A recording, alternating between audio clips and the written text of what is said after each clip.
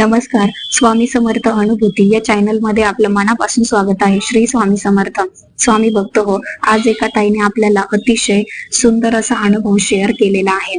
त्या ताई सांगतात की मला बाहेरची बाधा झालेली होती.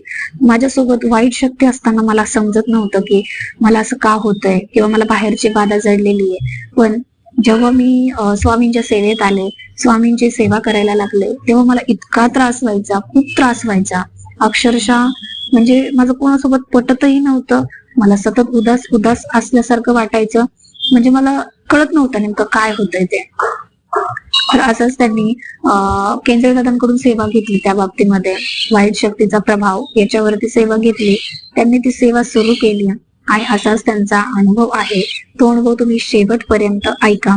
पण त्या अगोदर जर आपल्या चॅनलवर कोणी नवीन स्वामी सेवेकरी असतील, स्वामी भक्त असतील, तर त्यांनी आपल्या चॅनलला सबस्क्राईब करायला विसरू नका.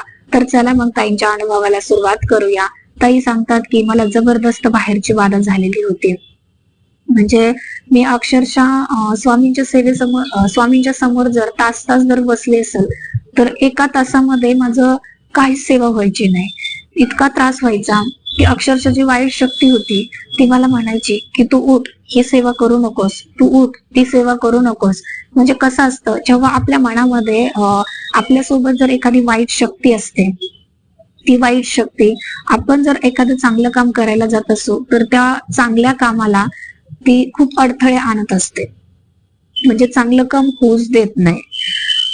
म्हणजे थोडक्यात काय, तर आपल्या बरोबर वाईट शक्ती असते, ती चांगल्या शक्तीला अडवत असते, चांगल्या गोष्टीच करूच देत नाही. पण ताईंनी धीर सोडला नाही, ताईंनी त्या गोष्टीकडे लक्ष दिलं नाही, त्यांची सेवा त्यांनी चालूच ठेवली. मग केंद्र दादांनी जी वाईट शक्तीच्या प्रभावाची सेवा दिली होती, बाहेरची बाधा, नवनाथ ग्रंथातला 5वा अध्याय हा खूप प्रभावशाली अध्याय आहे.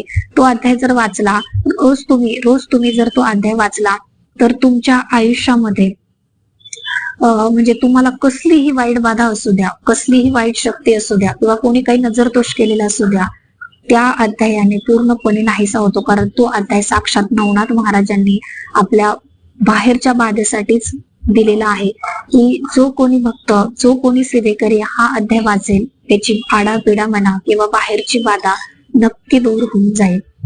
पण तो श्रद्धेने वाचला पाहिजे. ताई सांगतात की कुठलीही सेवा तुम्ही जर श्रद्धेने, विश्वासाने केली तर स्वामी नक्कीच आपल्याला प्रचिती देतात. निश्चितच स्वामी आपल्याला प्रचिती देतात, यात काही शंका नाहीये. कारण आपण जेव्हा स्वामींची सेवा करत असतो तेव्हा आपल्या मनामध्ये जर भाव नसेल तर आपली सेवा स्वामींपर्यंत पोहोचत नाही. पण ती जर आपण मनापासून केली, स्वामींची सेवा जर आपण मनापासून केली, श्रद्धेने केली, विश्वासाने केली, तर त्या सेवेला स्वामी नक्कीच फळ देतात, त्यात काही शंका नाहीये. त्या काही सांगतात, मी जेव्हा सेवा करायची तेव्हा अक्षरशः मी रात्रभर जेव्हा रात्री झोपायची तेव्हा मला झोप लागायची नाही. आणि मनामध्ये एवढं नैराश्य की असं वाटायचं मी का जगतीये, मला नेमकं माझं जगून तरी काय उपयोग आहे. एवढे निगेटिव्ह विचार यायचे ना की मला समजत नव्हतं नेमकं माझ्या बाबतीमध्ये असं का होतंय, कशामुळे होतंय आणि कोण करतंय, असं मला काहीही समजत नव्हतं. पण जेव्हा मी माझे प्रश्न, माझी अडचण, माझे हे सगळं दादांना सांगितलं तेव्हा मला समजलं की बाबा हे माझ्यासोबत बाहेरचं काहीतरी घडतंय आणि मला ते समजत नाहीये आणि मला ती शक्ती त्रास देते. असं मला जेव्हा लक्षात आलं तेव्हा मी खरंच मनापासून स्वामींची सेवेला सुरुवात केली. नवनाथ ग्रंथातला अध्याय इतका प्रभावशाली आहे आणि इवन नवनाथ ग्रंथच इतका प्रभावशाली आहे ना की कुठलीही बाधा असू द्या, किती भयंकर वाईट शक्ती असू द्या, नवनाथ ग्रंथापुढे टिकत नाही. कारण नवनाथ ग्रंथामध्ये एवढी ताकद आहे ना, एवढी ताकद आहे की तुम्ही जर खरंच त्या संकटात असाल, वाईट शक्तीमध्ये गुंतलेला असाल, तर एकदा तुम्ही नवनाथ पारायण करून बघा तुमच्यामध्ये काय अनुभव येतो, बघा तुम्हाला किती मोठी प्रचिती येते. तर त्या ताई सांगतात की जेव्हा असा माझा हा वाईट शक्तीचा अनुभव होता, मी त्यातून खूप पूर्णपणे जसजशी माझी सेवा वाढत गेली तसं मला खूप छान वाटायला लागलं. आणि इथून पुढे माझी खात्री आहे की स्वामी नक्की माझं चांगलं करतील आणि जी काही बाहेरची बाधा होती, बाहेरची वाईट शक्ती होती, ती पूर्णपणे निघून घेत जाणार आहे. तर ताई सांगतात की माझा दुसरा अनुभव असा की आपण म्हणतो ना, स्वामी आपल्याला कोणत्या पण रूपामध्ये अनुभव देतात, कोणत्या पण रूपामध्ये दर्शन देतात. असं मला प्रत्येक आठवड्यात एकदा तरी गोम दिसायची. गोम तुम्हाला माहितीये, गोम हा एक सापासारखा प्रकार असतो. सापासारखा म्हणण्यापेक्षा थोडीशी छोटीशी असते, पण दिसते तशी. आणि मला ती आठवड्यातून एकदा तरी दिसायची, एक तर शुक्रवारी किंवा मग सोमवारी. पण ती दिसणार म्हणजे दिसणारच. पण मनामध्ये कुठेतरी भीती पण वाटायची की असं का होतंय बरं, मला ही प्रत्येक आठवड्यामध्ये का दिसतीये. तर त्या ताईंना समजत नव्हतं. मग त्या ताईंनी स्वामी केंद्रामध्ये, त्यांच्या जवळच एक स्वामींचं केंद्र होतं, तिथे विचारलं की मला असं असं होतंय म्हणून. त्यांनी सांगितलं, साक्षात स्वामी तुम्हाला भेट द्यायला येत आहेत म्हणून, स्वामी तुम्हाला दर्शन द्यायला येत आहेत. म्हणजे तुम्ही विचार करा, खरंच हे ऐकून तर अंगावर शहारे आले की खरंच स्वामी आपल्याला कोणत्या रूपामध्ये आणि कधी दर्शन देतील काही समजत नाही. कारण आपल्यामध्ये स्वामींच्या सेवेने स्वामी आपल्याला प्राण्यांच्या रूपामध्ये दर्शन देऊ शकतात, कोणाच्या साधू संतांच्या रूपामध्ये दर्शन देऊ शकतात, अगदी कोणाच्याही रूपामध्ये दर्शन देऊ शकतात. फक्त ती ओळखण्याची ताकद आपल्यामध्ये पाहिजे, किंवा ती ओळखण्याची क्षमता, सामर्थ्य आपल्यामध्ये पाहिजे. कारण ते सामर्थ्य जर आपल्यात नसेल तर आपल्याला काहीही समजणार नाही की बाबा स्वामी या रूपामध्ये येऊन आपल्याला दर्शन देऊन गेले, त्या रूपामध्ये येऊन स्वामी आपल्याला दर्शन देऊन गेले, असं काहीही नाही. कारण आपण जेव्हा स्वामींची सेवा करतो, स्वामींची सेवा करतो, मनापासून विश्वास ठेवतो, श्रद्धा ठेवतो, तेव्हा निश्चितच स्वामी आपल्याला त्या संकटातून मार्ग दाखवल्याशिवाय राहत नाहीत आणि त्या संकटाची झळ सुद्धा आपल्याला लागू देत नाहीत. तर माझा नवनाथ पारायणाचा मी तुम्हाला एक अनुभव सांगते की नवनाथ पारायण मी जेव्हा स्वतःहून केलं होतं, पहिल्यांदाच मी नवनाथ पारायण केलं 9 दिवसाचं 40 अध्यायाचं मोठ्या ग्रंथाचं, तेव्हा म्हणजे माझी खूप इच्छा होती, पण मला कधी असं घडूनच येत नव्हतं की मी नवनाथ पारायण करावं म्हणून. 9 दिवसात मध्ये इतकं छान वाटलं की अक्षरशः मला असं वाटायचं की म्हणजे नेमकं माझ्या डोक्यावरचं कोणीतरी वजन कमी करतंय, इतकं प्रेशर. म्हणजे मी जेव्हा नवनाथ पारायण करायच्या अगोदर माझ्या डोक्यावरती इतकं प्रेशर वाटायचं, मला माझ्या डोक्यावर काहीतरी कोणीतरी ओझं दिलेलं आहे. मग ते मानसिकतेचं असू द्या किंवा काही विचारांचं असू द्या, किंवा कोणी काही जरी बोललं तरी पण मला खूप वाईट वाटायचं, इतकं ओझं. पण मी जसे पहिल्या दिवशी अध्याय वाचले तेव्हा माझं डोकं पूर्णपणे जड पडून गेलं होतं. मला असं वाटायचं की हे अध्याय कधी संपतायत आणि मी कधी उठते, इतका त्रास व्हायचा. आणि अक्षरशः पहिल्या दिवशी अध्याय पण जास्त आहेत आणि मोठे आहेत, तर त्याच्यामुळे मला असं वाटायचं की बाबा मी हे जे वाचते ते कधी संपणार आहे, संपतंय की नाही. कारण ती जी माझ्यामधली वाईट शक्ती असेल किंवा काही जो त्रास होत होता मला, तो पूर्णपणे म्हणजे मला करू देत नव्हती ती सेवा. पण मी ते अध्याय पूर्ण झाल्याशिवाय उठतच नव्हते आणि ती सेवा पूर्ण झाल्याशिवाय उठत नव्हते. दुसऱ्या दिवशी तसंच झालं. दुसऱ्या दिवशी पण अध्याय जास्त होते, मोठे होते. त्या दिवशी पण असं व्हायचं की काय करू, नेमकं मला अध्याय वाचायला बसले की डोकं जड व्हायचं. मी काय वाचते मला काही समजत नव्हतं, त्या अध्यायामध्ये काय चाललंय काहीच कळत नव्हतं. इतकं भयानक परिस्थिती होती की अक्षरशः त्या दिवशी पण असं वाटायचं की मी उठून पळू की काय, उठून काय करू नेमकं, इतका त्रास व्हायचा.